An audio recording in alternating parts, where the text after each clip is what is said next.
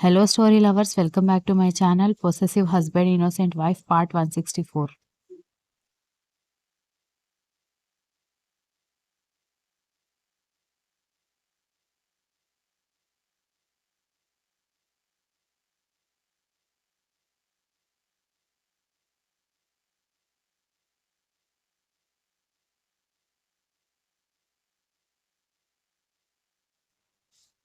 వంటగదిలోకొచ్చేసి పరమాన్నం ప్రిపేర్ చేయడానికి అంతా రెడీ చేసుకుంటూ ఉంటే, ఈలోపు వసుంధర కూడా రెడీ అయ్యి వచ్చి, రాత్రే సున్నుండల కోసం రెడీ చేసుకున్న పిండి, నెయ్యి బయటకు తీసి, సున్నుండలు చుడుతూ ఉండేసరికి నానమ్మ, నాకొక లడ్డు ఇవ్వవా అని అంటూ పాప రావడంతో, ఇవి వస్తున్న చుట్టాల కోసం చేస్తున్నాను.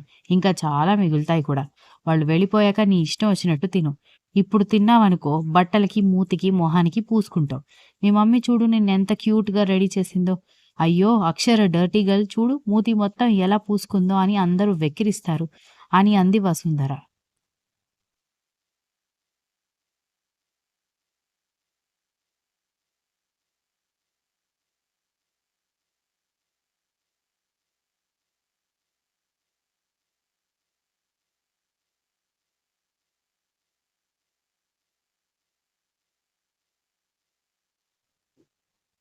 ప్లీజ్ నాకొక లడ్డు అని అంటూ ఉంటే వసుంధర దక్ష వైపు చూడడంతో, ఒక లడ్డు ఇలా ఇవ్వండి అత్తయ్య అనగానే కోడలకు ఒక లడ్డు ఇవ్వడంతో, ఒక బాక్స్‌లో లడ్డు వేసి దాన్ని పొడి పొడి చేసి స్పూన్ వేసి కింద పోసుకోకుండా స్పూన్‌తో నీట్‌గా తినాలి అని చెప్పడంతో, అలాగే మమ్మీ అంటూ సోఫాలో కూర్చుని టీవీ ఆన్ చేసుకోవడంతో, ఈలోపు కొడుకుని రెడీ చేసి కర్ణ కిందకొచ్చి నేను క్యాటరింగ్ వాళ్ళతో మాట్లాడాను వస్తానని అన్నారు అనగానే, ఒరేయ్!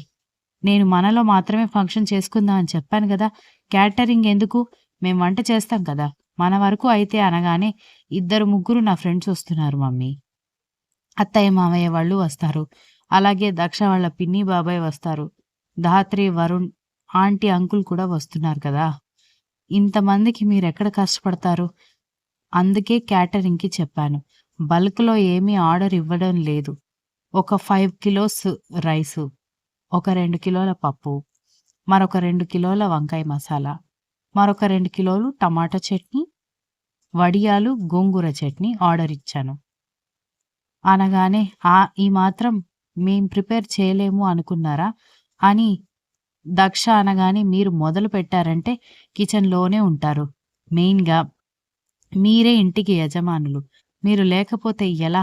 మీరు దర్జాగా కూర్చోండి. ఫుడ్డు క్యాటరింగ్ వాళ్ళు సప్లై చేస్తారు అని అన్నాడు కర్ణ.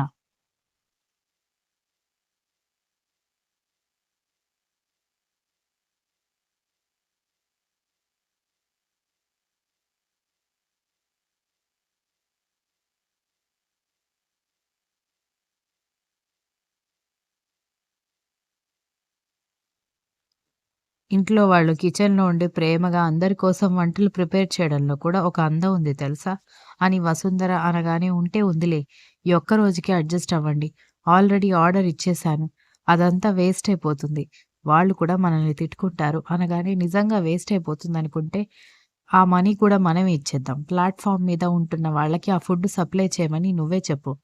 దానివల్ల పుణ్యం వాళ్ళకి, మనకి ఇద్దరికీ వస్తుంది అనగానే, అయితే మీరే ప్రిపేర్ చేస్తానంటారు అని కర్ణ అనగానే, అవును అని అత్తాకోడలిద్దరూ ఏకకంఠంతో చెప్పడంతో, సరే అయితే మీ మాటెందుకు కాదనాలి? పైగా వాళ్ళెలా వంట చేస్తారో కూడా తెలీదు.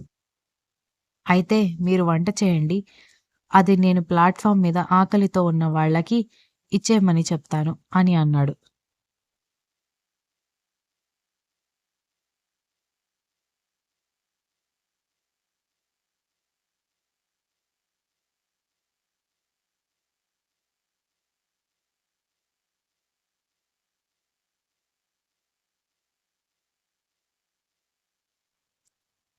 అలా అన్నా బావుందని అత్తాకోడలిద్దరూ చకచకా వంట కోసం ప్రిపేర్ చేసుకుంటూ ఉంటే, కర్ణ వాళ్ళమ్మ, భార్య చెప్పినట్టుగా చేసేసి, మరికొన్ని స్వీట్స్ డబ్బాలు తీసుకొని రావడంతో, అదిగో మళ్ళీ అన్నం కూరలు వద్దంటే అర్థం స్వీట్స్ తీసుకురమ్మని కాదు గదా!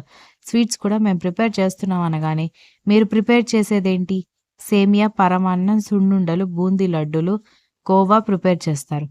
ఇది కలాకండ్, పీస్ మిఠాయి, రస్మలై ఇవి మీరింట్లో చేయలేరు కదా!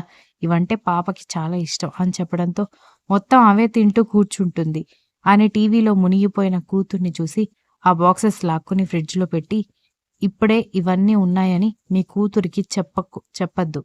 దాన్ని ఇప్పుడే ముద్దుగా రెడీ చేశాను. ఇవన్నీ తింటూ మీద పోసుకొని మొత్తం పాడు చేస్తుంది" అని చెప్పడంతో, "సరేలే ఏం చెప్పను" అన్నాడు.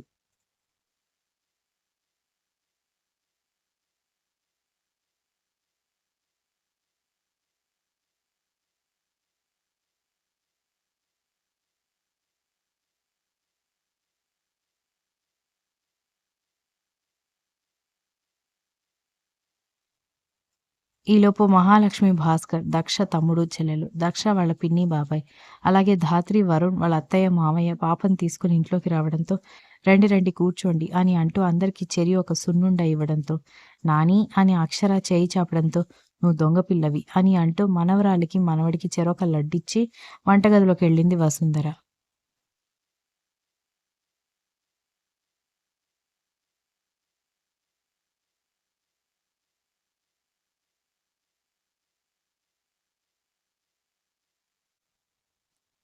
ఈలోపే దక్ష పరమాన్నం, పప్పు, రైస్ ప్రిపేర్ చేసి గోంగూర, టమాటా చట్నీ కోసం రెడీ చేసుకుంటూ ఉంటే, వంకాయ కర్రీ కోసం వంకాయలు 4 ముక్కలుగా కోసి వాటర్‌లో వేస్తూ ఉంది వసుంధర.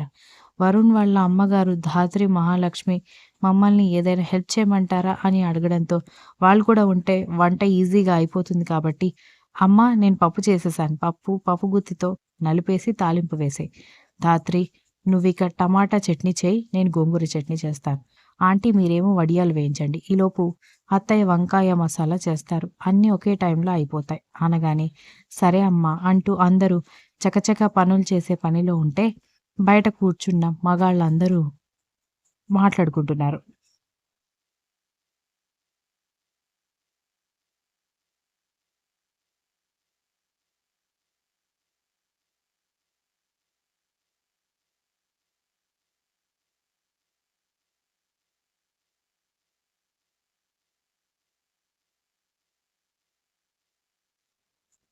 ఈలోపు తాతయ్య గారు బయట నుంచి 2, 3 అరటి గెలలు తీసుకొని రావడంతో, "ఇవెక్కడ దొరికాయి కొంపదీసి 500, 600 పెట్టి కొనుక్కొచ్చారా ఏంటి?" అని విశాలాక్షమ్మ కోపంగా అడగడంతో, "నేనంత పిచ్చి పుల్లయ్యలాగా కనిపిస్తున్నానా ఏంటి?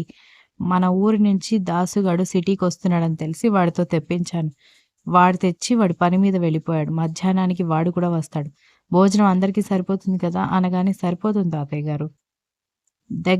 దగ్గర 30 మందికి సరిపోయేలా చేశాం. మనం 20 మంది మాత్రమే కదా ఉన్నాం. మరొక 10 మంది వచ్చినా హాయిగా తినొచ్చు" అని చెప్పింది దక్ష.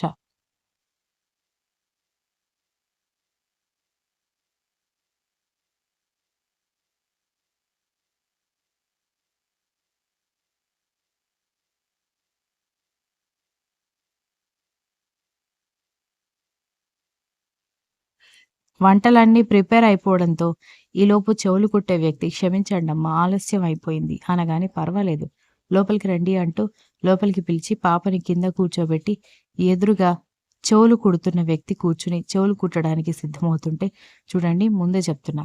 మీరు గనక అరిచి గొడవ చేశారంటే బాగోదు" అనగానే, "అసలు ఇదంతా ఎందుకు గోల్డ్ షాప్‌కి వెళ్తే వాళ్ళే కుడతారు కదా" అనగానే, "ఆర్టిఫిషియల్ చెవులు కుట్టడం వద్దనే కదా ఇలా కంసాలి ఆయన్ని పిలిపించింది" అని అంది దక్ష.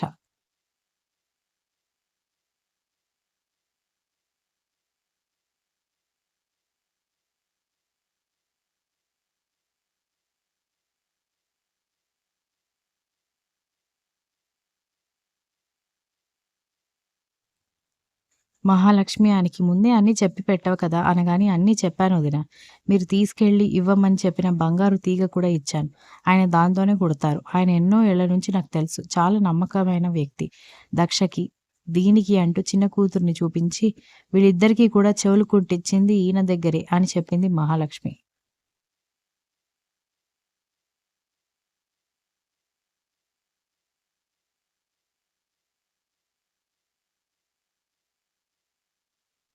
"అందుకే నా కోడలు అందంగా ఉంది" అనగానే, "మమ్మీ నీ కోడలు అందంగా ఉంది చెవులు కుట్టించడం వల్ల కాదు. అది బై బర్త్ బ్యూటీ కాబట్టి" అన్నాడు కర్ణ.